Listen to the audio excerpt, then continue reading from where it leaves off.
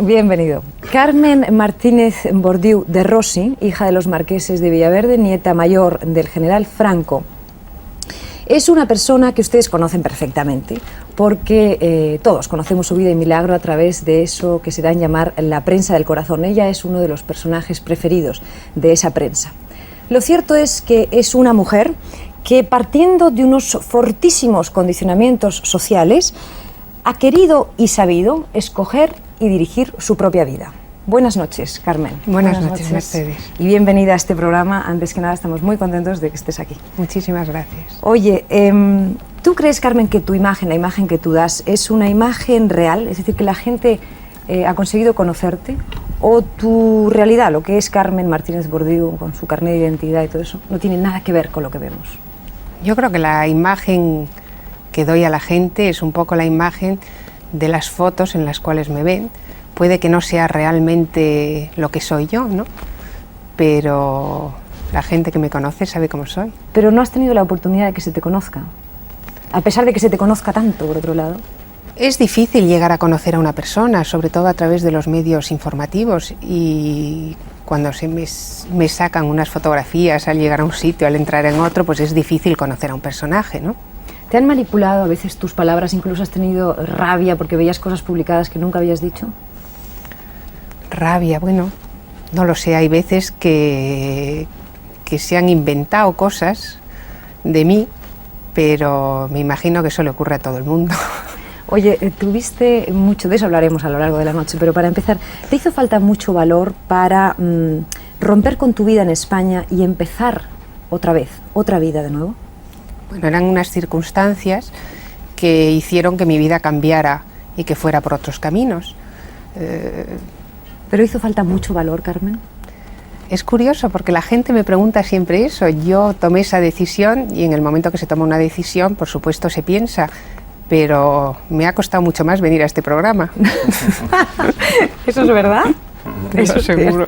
Te ha costado más venir a este programa que tomar la decisión de separar tu matrimonio y marcharte a vivir a París. No me lo creo, Carmen. Mercedes, no es lo mismo, pero más valor le he tenido que echar al programa. Pues te agradezco muchísimo que le hayas echado ese valor y que estés aquí con nosotros. Carmen Rossi, Carmen Martínez Bordiú de Rossi, como ustedes quieran, de una infancia de los años 50 en El Pardo, con una vida llena de acontecimientos que todos conocemos, y ahora viviendo en París, como les decía antes, con una decisión de vida tomada voluntariamente por ella.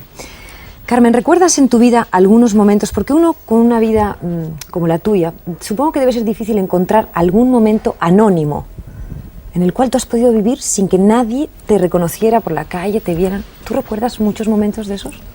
Cuando me marché a vivir a París, sí. Hasta entonces nada. Hasta entonces nada, pero yo no me daba cuenta de eso. Me di cuenta cuando llegué allí, iba por la calle, nadie me miraba. Dije, pero qué maravilla. Y... ¿cuáles son los recuerdos más vivos, en todo caso, que tienes de tu infancia? ¿Sabes lo que pasa? Que los recuerdos los tengo a través de fotografías. Digamos que de mi infancia recuerdo muy poco, pero cuando he hecho mis álbumes de fotos he visto episodios de mi infancia y entonces me han recordado cosas. ¿Tenías la sensación de vivir, en todo caso, en un mundo aparte? ¿O has comprendido luego que vivías en un mundo aparte? No, eso lo he comprendido luego. Pero lo has comprendido, ¿no? Oye, hay una serie de momentos de tu infancia. Tú dices que tú tienes tu memoria a través de fotos. Yo te voy a ayudar, porque hay una serie de momentos filmados de tu infancia y de tu adolescencia que vamos a ver inmediatamente. Mira.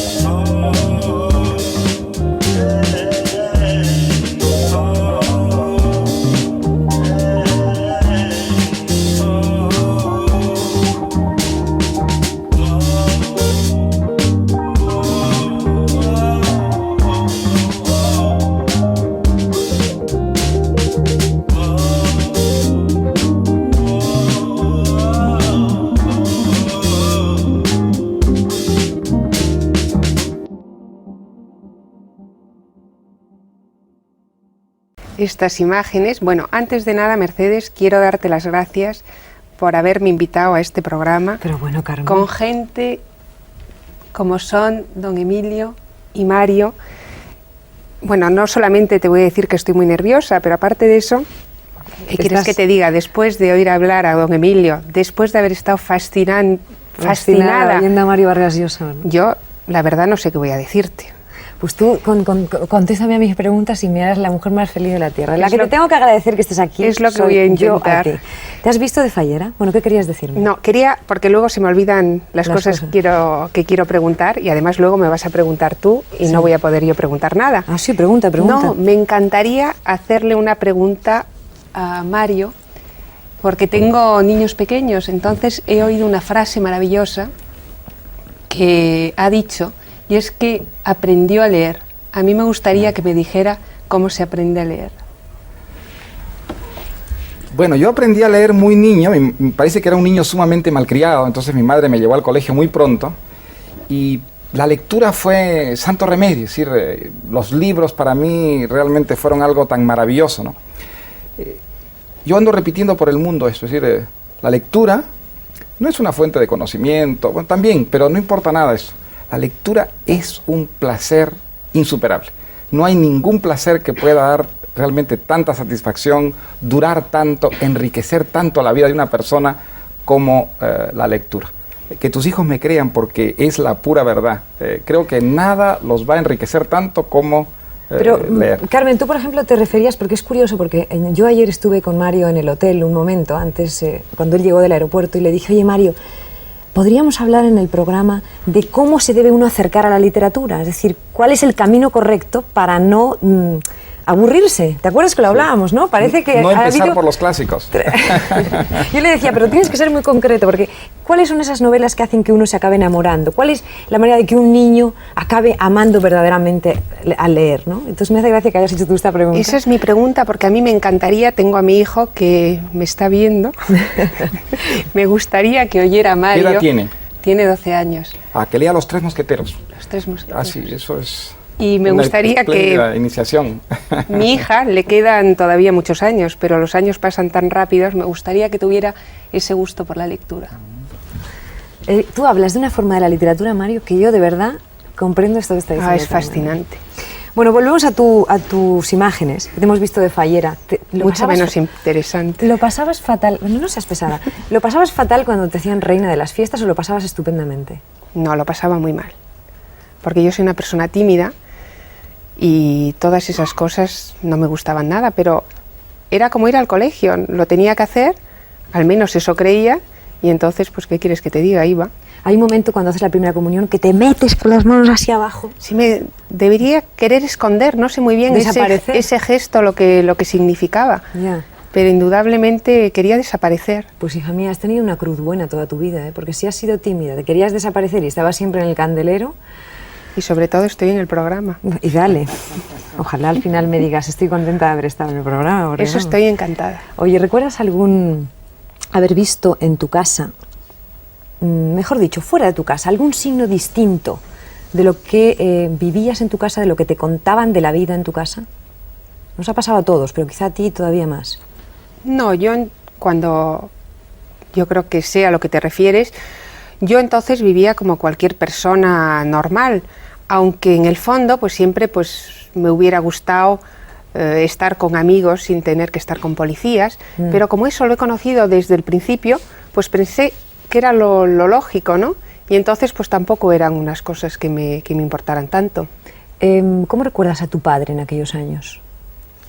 Ahí le tenemos, mira qué foto, tú bailando con tu padre, ¿cómo le recuerdas? Bueno, era una persona que tiene un corazón tremendo y un carácter tremendo también. Ah, sí, es un carácter insoportable, pero todos somos insoportables en mi familia. ¿Tú llegaste a ir a la universidad y más tarde con los años o no te dio tiempo? Yo no es que no me diera tiempo, me hubiera encantado ir a la universidad, pero lo mismo que le preguntaba a Mario cómo se tiene el gusto para la lectura, que yo lo he conocido muy tarde, me hubiera gustado tener el gusto para el estudio. Ya. ¿Hubo algún capricho a lo largo de esos años? Esa niña bonita, la nieta mayor del general Franco, ¿hubo algún capricho que no te dieron? El ser quizá como cualquier persona, ¿no? Pero eso no es un capricho, eso es una necesidad para seguir viviendo. No, yo he seguido viviendo Pero has a roto- pesar de todo. Pero has tenido que romper bastantes cosas para poder llegar a eso. Bueno, son circunstancias. ¿Qué era un comunista, Carmen, para ti en esos años? En realidad nosotros... Pero, por ejemplo, para ti, ¿un rojo significaba algo? No sé qué decirte. Dime Sí, lo que significaba, si es que significaba algo. bueno, oíamos hablar de rojos, pero como oíamos hablar de muchas otras cosas, ¿no? Pero como algo negativo. Sí, quizás sí. Y comunista, concretamente, menos quizá que rojos, ¿no? Bueno, significaban lo mismo para mí, ¿no? Pero era un tipo de... es decir, eran unas personas de las que tú en casa oías hablar, porque a mí... No, en mi casa nunca. Nunca oías hablar. No. Y entonces, por ejemplo, tú, pasan los años, y en este momento, bueno, has luchado por tu libertad, eso no hay la menor duda. ¿Has comprendido quizá ahora mejor a la gente que luchaba por la libertad en España? Incluso yo te preguntaría si te cabe en la cabeza desde ahora que hubiera gente en la cárcel en España porque no tenían las mismas ideas que el régimen. Bueno, esas son cosas que yo en mi casa no las oía, ¿no? Pero eso ocurre en todos los regímenes, ¿no? Bueno, no, bueno, sí, no en todos. Entonces, tú desde ahora, si ahora te dicen, bueno, pues fulano estaba en la cárcel por su ideología, ¿eso te cabe en la cabeza? Yo soy una persona que creo ser una demócrata, ¿no? Y creo que cada persona tiene derecho a tener su opinión. Entonces, yo creo que Mario te ha respondido mucho mejor a esa pregunta que yo, pero creo que los dos estamos un poco con las mismas ideas. ¿Cuál es la primera imagen que te viene a la cabeza de tu abuelo? Así rápido, flash. Quizá después de comer o después de cenar, cuando tomaba café en aquel especie de salón amarillo donde íbamos, ¿En el Pardo? en el Pardo. ¿Esa es la imagen que tienes de él? Sí. ¿Me dices la primera Sí. imagen? ¿Recuerdas algún consejo que te dio? Consejos. Me acuerdo que una vez llegamos a comer y me dijo que cómo nos atrevíamos a salir con esas faldas. Y llevamos unas faldas muy normales, pero debía ser la época de la minifalda y eran más cortas. Oye, ¿es cierto esa historia que se cuenta de que en el Pardo se comía fatal? Ah, sí, eso es totalmente cierto. ¿Ah, sí? No quiero decir eso para los pobres cocineros, pero yo creo que no tenían ni idea de cocina. ¿Pero que eran guardias civiles? ¿O qué? Eran guardias civiles. Pobres guardias civiles cocinando, ¿no? Bueno, es que se vivía como si fuera un cuartel en el Pardo. Bueno, mi abuela era una persona muy austera. Y entonces, pues, creo que lo que menos le importaba era el comer bien. ¿Y a vosotros? Mi abuela no comía, nosotros nos teníamos que aguantar. ¿Pero qué comíais, por ejemplo? ¿Qué es lo que era tan desastroso? Mira, para cenar te puedo decir que tengo grabada esa frase, sopa, verdura y pescado. Pero eran una sopa, una verdura y un pescado incomibles. Espero que los cocineros no me estén oyendo. Y si te están oyendo, ellos a lo mejor son los primeros que te entienden. Don Emilio, ha dicho Carmen que su abuelo era un hombre muy austero. Eso se conoce. ¿Usted le llegó a conocer a Franco? Le visité 2 veces, Y, pero fueron unas visitas de esas naturales, pero no tuve un trato especial. ¿Y cómo lo recuerda? Bueno, yo lo que recuerdo, en fin, que creo que lo recuerdan todos los españoles como cosa importante, es el aumento del nivel de vida que se produjo entre los años 50 y tantos y los años 70 y tantos. Eso es un reconocimiento que desde luego es una realidad. Te quiero decir que, bueno, puede haber dudas en muchas otras cosas, pero es evidente que España... Las razones podríamos llegar a discutirlas, ¿no? Quién tuvo o quién no puso sobre la mesa las posibilidades de que eso ocurriera, pero eso fue un hecho, no hay la menor duda. Oye, ¿cuándo estuviste en el Pardo por última vez? Cuando mi abuela se fue del Pardo. ¿Y no has vuelto? No, no he vuelto. Y me encantaría volver. ¿Ah, sí? Para ver cómo está aquello. Piensa que yo he vivido toda mi infancia allí. Entonces me gustaría pasar como volver a entrar en una película, ¿no? ¿Y cómo lo recuerdas? Mira, te voy a decir una cosa, me acuerdo de un dormitorio, que era el mío, era creo donde estuvo Eva Perón una vez durmiendo, y me acuerdo que tenía 2 tiépolos, 2 cuadros maravillosos, y siempre me impresionaban que siempre me miraban. Ese es el recuerdo que tengo más del Pardo. Un psicoanalista se estará poniendo las botas, ¿eh? Entre las imágenes que hemos pasado y estas cosas que dices. Oye, hablando, digamos, de cosas un poco más serias, ¿te contaron que tu abuelo había ganado una guerra? ¿Él hablaba de la guerra en casa? No, él no hablaba nunca de eso, pero eso forma parte de la historia. Pero te estoy preguntando a ti, es decir, si a ti te contaron eso. Eran cosas que se sabían, a mí no me las contaban. Eran cosas que se sabían y de las cuales él, como dices, no hablaba. No, nunca. Él hablaba muy pocas veces, y generalmente lo que más hacía era preguntarnos a nosotros qué hacíamos por nuestros estudios, por nuestros gustos. Pero de política no se hablaba en casa. Jamás. Oye, tú en todo caso has vivido un lado de la historia de España. ¿Te has interesado por conocer el otro lado de la moneda, con los años? Sí, ahora es un tema que nunca se llega a conocer todo lo que uno quiere conocer, pero es un tema que evidentemente es interesante para cualquier español. ¿Te parece correcto el comportamiento del pueblo español con la figura de tu abuelo después de su muerte? ¿Crees que tu familia puede quejarse por el trato recibido después de la muerte del general Franco? ¿Qué trato? El trato que ha recibido público. Yo creo que la figura de mi abuelo se ha respetado y mi abuela creo que ha seguido viviendo igual. Es que no todos los miembros de tu familia piensan igual. ¿Por quién te refieres? A tu padre, por ejemplo. Bueno, mi padre ya le conoces. No, algunas no le veces, conozco. bueno, es una persona un poco exagerada, ¿no? Pero hay que perdonarle muchas cosas porque lo que él tiene es un corazón muy grande. ¿Cómo juzgas tú la transición, Carmen? Creo que el pueblo español ha demostrado una madurez política impresionante y yo como español... Como española. Como española. Hablo hasta mal mi propia lengua, que ¿Y espanto. eso? ¿Y eso? No lo sé, porque yo creo que ahora como hablo casi siempre en francés... ¿Y no te cansas de hablar francés? No, me he acostumbrado. ¿Incluso puedes llegar a soñar en francés ya? Creo que pienso en francés. Dios mío de mi vida, los que te oigan. Carmen Martínez Bordiú perdiendo la lengua española. Piensa que llevo... No quiero perderla, pero llevo 9 años viviendo allí. Tengo un marido francés, tengo una hija francesa y cuando vengo a España vengo muy rápido. Claro. Oye, estabas en Francia cuando el golpe del 23 de febrero. A lo mejor lo viste en televisión. ¿Cuál es la primera impresión que tuviste? ¿Te avergonzó? Es que al principio pensé que era de broma. Cuando vi esas imágenes en la televisión y luego me dijeron, ¿has visto lo que ha ocurrido en España? Entonces siempre... Y luego vi pues que no, que no era de broma. ¿Y qué pasó por tu cabeza? ¿Te dio miedo? ¿Te avergonzó? No, yo dije, realmente lo que ocurre en España es diferente de lo que ocurre en cualquier país. Oye, ¿es cierto que has sido siempre la nieta preferida de tu abuela? Ella te ha entendido, ahí la tenemos, tu abuela, tu madre y tú, las 3 Cármenes. Ella, doña Carmen, ¿te ha entendido siempre y te ha apoyado más que otras personas? Ella lo que ha hecho yo creo que es quererme muchísimo y precisamente por eso yo creo que ella actuaba como una abuela, ¿no? Pero no era una persona de dar consejos ni de decir cosas.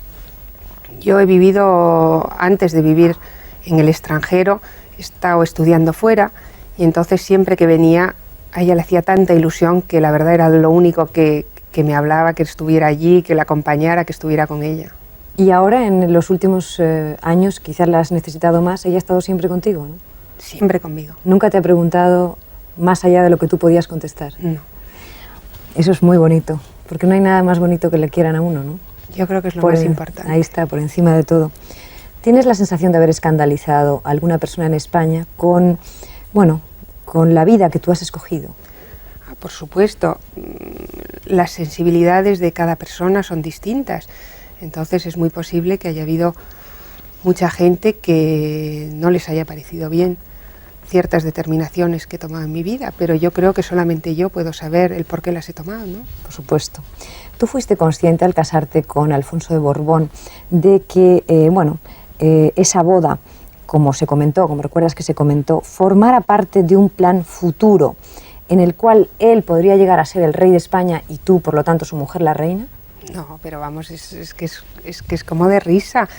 Yo creo que el que pensara realmente eso conocía poco al abuelo. ¿Por qué dices eso? Porque no creo que nunca hubiera querido favorecer a uno de sus nietos. Pues se dijo mucho. Bueno, lo que se dice. Era una forma de hacer de una nieta suya una reina. Fíjate, parece de broma la pregunta que me dices, Mercedes. Bueno, pues ahí está, en las hemerotecas lo puedes encontrar, ¿no? En todo caso, vamos a recordar unas imágenes. Antes recordábamos tu infancia y tu adolescencia, vamos a recordar ahora su petición, la petición de Mano, y su boda.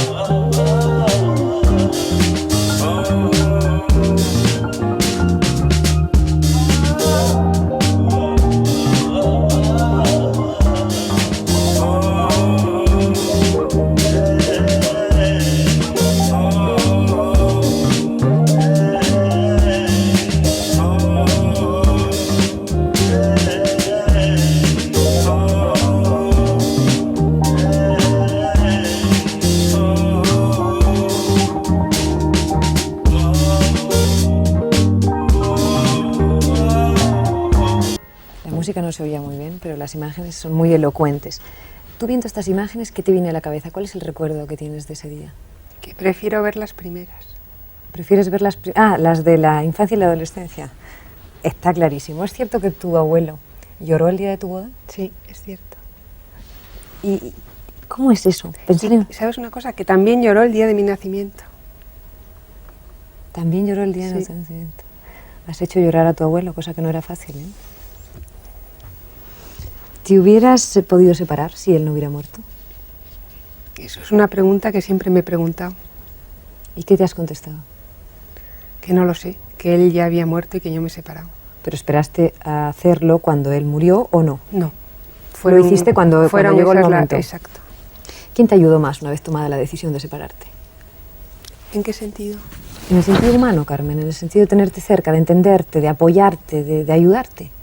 Yo creo que todo el mundo, toda la gente que me quería, que estaba a mi lado. Toda la gente que te quería, ¿todo el mundo te quería? ¿Los que tú pensabas que te querían, te quisieron todos? Sí, yo creo que sí. ¿No te decepcionó nadie? Decepciones te llevas siempre un poco en la vida, ¿no? Pero yo he intentado siempre ir adelante.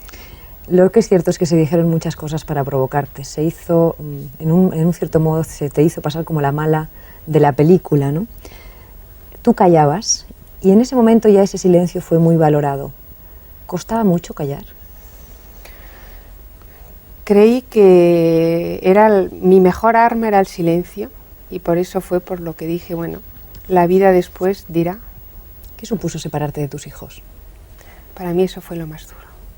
Creo que para cualquier madre, y quizá yo en aquel entonces era muy joven, no sabía realmente el significado que puedan ser unos hijos. Luego, desgraciadamente, como todo el mundo sabe, perdí uno, ahora tengo una niña y sé lo que es los hijos, he aprendido lo que son los hijos quizá a los 35 años. ¿Lo has aprendido y qué son? Explícame. Tú le preguntabas antes a Mario, y me gustaría tanto que me explicaras eso. ¿Por qué has aprendido a los 35 años? Es la edad que tienes ahora, 35 años, ¿no? Quiero decirte, bueno, vamos a esperar verás, vamos por partes, porque ese es un tema muy importante para un poquito más adelante. Porque da la sensación de que tu vida es antes y después de Jean-Marie Rossi. ¿Es cierto eso? Digamos que fue un momento, Jean-Marie, si quieres, significó la ruptura con un pasado, ¿no? No fue una cosa pensada, fueron las circunstancias de aquellos momentos. Y efectivamente mi vida, desde que me marché a vivir fuera de España, ha sido muy distinta a la que llevaba aquí. Esa historia con Jean-Marie fue lo que se entiende por un auténtico flechazo irresistible. ¿Tú qué crees? Hombre, yo la verdad es que te envidio muchísimo, porque claro, esos flechados a estas alturas son fantásticos, ¿no? ¿Eso fue lo que pasó? Pues al parecer sí. Pero bueno, ¿y un hombre 30 años mayor que tú? ¿Qué fue lo que viste? No, 20. 20. Ah, yo creí que eran 30. Perdón, Siempre me han perdón. gustado un poco mayores. Perdón por el error. 20. ¿Siempre te han gustado mayores? Sí, sí. ¿Y por qué? No lo sé. No lo sé por qué. No será porque Es un hecho. necesitas protección, ¿no? Porque A lo no mejor. se te nota. A lo mejor. Antes decías que estabas prácticamente, hablabas tanto en francés que ya casi soñabas en francés, ¿no? Por cierto, hay una pregunta muy indiscreta que he leído en muchos sitios y que yo voy a repetir y es la siguiente. ¿Tú te casarías por la iglesia, Carmen? Yo ahora no me voy a casar por la iglesia porque para empezar el que tendría que anularse es mi marido. ¿Es cierto que tuviste problemas con la jerarquía eclesiástica en un momento dado de tu vida, concretamente el día de la primera comunión de tus hijos? Bueno, no voy a negar un hecho. ¿Qué fue lo que pasó? Cuéntamelo de verdad. Bueno, yo creo que no es lo que más va a divertir a los telespectadores. No, si no se trata de divertir, se trata de entenderte mejor. ¿Qué fue lo que pasó? No, el día de la primera comunión de mis hijos no me dieron la comunión. ¿Te negaron la comunión? Sí, me negaron la comunión. ¿Quién te negó la comunión? Don Marcelo. ¿Martín? ¿González? ¿Don Marcelo González? Y razonando, o sea, ¿con qué argumentos? Bueno, yo creo que es un tema que si no me la dio fue porque no debía de merecérmelo, no lo sé. No seas, no quieras irte tan deprisa. ¿Por qué? ¿Qué argumentos dio para negarte a ti? Una mujer que iba queriendo comulgar. ¿Quién es? Nadie para negar una comunión. ¿Qué argumentos dio? No, él insistió en que la vida que yo llevaba era de escándalo. Y entonces, pues... ¿Pero tú crees que debemos insistir sobre este hecho? A mí me impresiona muchísimo porque me parece una injusticia feroz, por eso decía. Y creo que gracias a Dios en España estas cosas van pasando cada vez menos, ¿no? A mí me parece tremendo. En todo caso, yo te decía antes que has hablado de la muerte de tu hijo, ¿no? Esos son unos momentos durísimos para ti. Tu hijo Fran, muerto en accidente de coche, hizo de ti otra persona, has dicho, en algún momento. ¿Cómo explicarías ese doloroso cambio? Bueno, yo creo que la muerte de un hijo solamente lo puede entender el que realmente lo ha padecido. Habrá mucha gente que piense que cómo después de una cosa tan espantosa, tan antinatural, ¿no? Porque tú piensas que tus padres deben morir antes, pero ir al entierro de tu hijo es una cosa que yo creo que nadie se puede imaginar, ¿no? Entonces, para mí, no sé, yo creo que la vida es muy fuerte. Quizá este hecho me haya enseñado a vivir, pero yo no vivo igual. Eres otra persona. Ah, totalmente. Es como si te cortan un brazo. Puedes seguir viviendo igual, pero no eres lo mismo, ¿no? Incluso has dicho, tengo miedos nuevos, angustias nuevas. Sí. Pienso en la muerte, cosa que antes no hacía. En el fondo ese debe ser una especie de inconsciencia, ¿no? Yo antes la muerte no era un tema que me preocupara y ahora pues pienso más en la muerte. Quizá por eso, debe ser por el hecho de haber perdido a Fran. Tu imagen, aquellos días, fue una imagen, aquí te tenemos, es una imagen impresionante, una imagen que fue comentada y valorada por su serenidad, por tu serenidad y tu discreción. Estás al lado de tu abuela, de tu hermano Cristóbal. Una imagen que seguramente ustedes, señores telespectadores, no olvidarán, porque, bueno, ahí quedó grabada, con su abrigo, con sus gafas. Fue casi inaguantable mantener la entereza, Carmen, en esos momentos. Uno está en un estado que no se puede explicar lo que es, ¿no? Pero encuentro que muchas veces en público no puedes ser lo que tú eres. Yo luego, pues por supuesto, en casa no estaba así, pero creo que debía un respeto al público, ¿no? Porque era consciente de que había mucha gente que me estaba viendo y intenté pues estar, no sé, lo más... ¿Cómo se hace con eso? una... Se traga uno el dolor, es que llega un momento que debe ser un dolor físico casi, ¿no? No poder llorar. Es que estás como seca, como si te secaran. ¿Cómo has vivido? Hemos hablado de la muerte de tu hijo, tú antes has hablado enseguida del nacimiento de tu hija, a mí me gustaría también hablar de eso. ¿Cómo has vivido el nacimiento de tu hija? No sé, porque sientes que ha sido como una maternidad distinta. Tú has tenido 2 hijos muy joven y una niña ya con muchos más años, que si te quedas los 34 tenías cuando nació tu hija o 35. Bueno, es igual, Tenía 34. mucho más consciente de lo que uno hacía. ¿Esa maternidad ha sido diferente? Influida seguramente también por la muerte de tu hijo, ¿no? Bueno, eso por supuesto, pero aparte de ello porque incluso el parto lo viví diferente. Yo vi cómo nacía mi hija, cosa que con mis hijos no me había ocurrido. Y es un momento tan impresionante que yo creo que no hay palabras para explicar esto. No hay palabras para explicar esto. En este momento, al decir tú esto, estoy viendo a Mario Vargas Llosa, sí hay palabras para explicar todo, ¿no? No todo, ¿no? Yo vi nacer a mi hija, por ejemplo. Fue una experiencia muy conmovedora para mí y no sé si podría encontrar las palabras que expresaran toda la sorpresa, la especie de inmensa emoción que sentí al verla nacer, ¿no? Siempre había querido ver nacer a un hijo mío y solo lo conseguí con mi tercera hija, la única mujer que tengo. Y fue una experiencia realmente muy difícil de expresar, ¿no? Don Emilio, ¿usted recuerda cuando nacieron sus hijos? Ya son mayores, pero ¿se acuerda de ese momento? ¿Como un momento especialmente emocionante para usted? Me recuerdo admirablemente ese momento, tremendamente emocionante. Tremendamente. Nacieron en casa, supongo. Para Sí, en entonces. aquella época se nacía en casa. Un trajín no en la en casa. sanatorio. Un trajín tremendo para arriba y para abajo, ¿no? Exactamente. Eso es lo que... ¿Qué recuerdo tiene de ese día? ¿Algún recuerdo especialmente brillante, fosforescente? No, una ilusión enorme. Una ilusión enorme. Bueno, y uno tiene que educar a sus hijos. Entonces tú ahora te ves ante eso.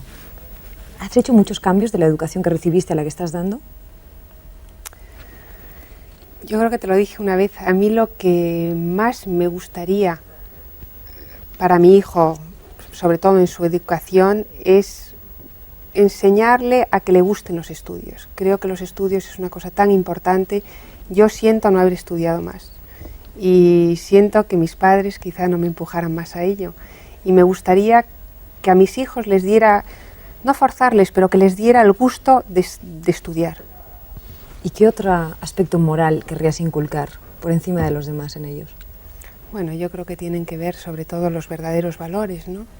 ¿La libertad por encima de todos? La libertad, por supuesto, es muy importante.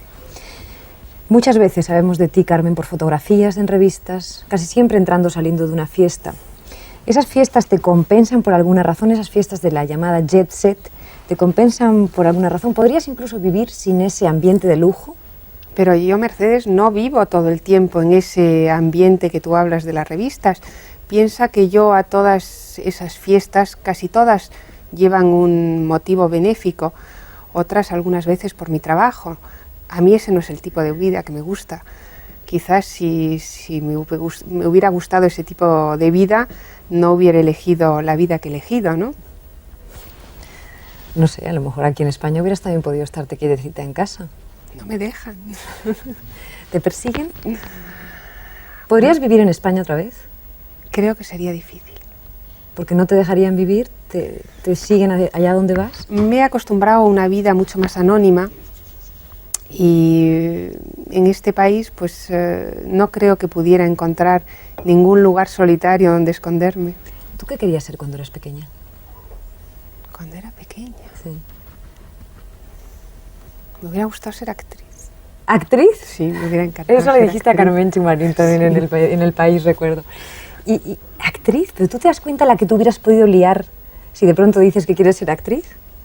Sí, Imposible, ¿no? no creo. ¿Y por qué no lo haces todavía? ¿Estás a Porque ya es tiempo? demasiado tarde, Mercedes. ¿Estás contenta con tu trabajo ahora? ¿Tu trabajo Me encanta. en el mundo de la moda para Lola? Me ¿Vas a encanta. continuar ahí? Pues mientras me quieran ahí, Vas a continuar. eso ¿Y no espero. es terrible ese mundo de moda? ¿No es un mundo tremendamente superficial, muy frívolo? ¿No cansa mucho? No, yo encuentro que es un mundo bastante interesante, conoces a gente tan distinta, te mueves en ámbitos diferentes. A mí me ha dado la oportunidad de hacer algo, aunque en realidad no sea muy importante lo que hago, pero no sé. ¿Por qué te infravaloras? Antes has dicho al principio del programa, Mario Vargas Llosa ha hecho cosas importantes, Don Emilio ha hecho cosas importantes, yo no he hecho nada. ¿Por qué haces eso? Porque es la verdad, Mercedes.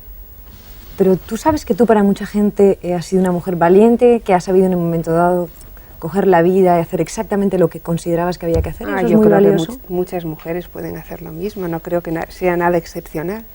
Dicen que eres muy cumplidora, disciplinada y ordenada. ¿Todo eso es cierto? Todo eso es cierto. ¿Y es cierto también que eres muy mandona? ¡Ay, horroroso! Eso es lo peor. Soy, para las personas que viven conmigo, horrible. Se lo puedes preguntar a mi marido. Se le preguntaré a tu marido. Me recuerda, de todas maneras, eres nieta de tu abuela, o sea que alguna cosa te tenía que salir de él. A lo mejor has heredado eso de tu abuelo. Gracias, Carmen, por tus palabras, de verdad. Muchas gracias. Antes de terminar, quisiera hacer una última pregunta a Mario Vargas Llosa y una última pregunta a don Emilio Botín. Entonces, bueno, y otra a ti, por cierto, porque en definitiva, al final de todo, de toda esta entrevista larga, ¿por qué has luchado tú, Carmen Martínez Bordiú? ¿Por qué has luchado tú en tu vida? Yo no he hecho ninguna lucha, yo he intentado ser yo misma y es lo que intento a cada momento. ¿Te parece poco? ¿Le parece poco, Mario? ¿Usted cómo lo ve? ¿Le parece poco ser ella misma en medio de tantas presiones? Yo creo que es bastante, ¿no? Supongo que es lo más difícil de conseguir, ¿no? Hablando de sus libros, y ya como última pregunta, ¿existe en el horizonte el libro ideal que uno quisiera escribir?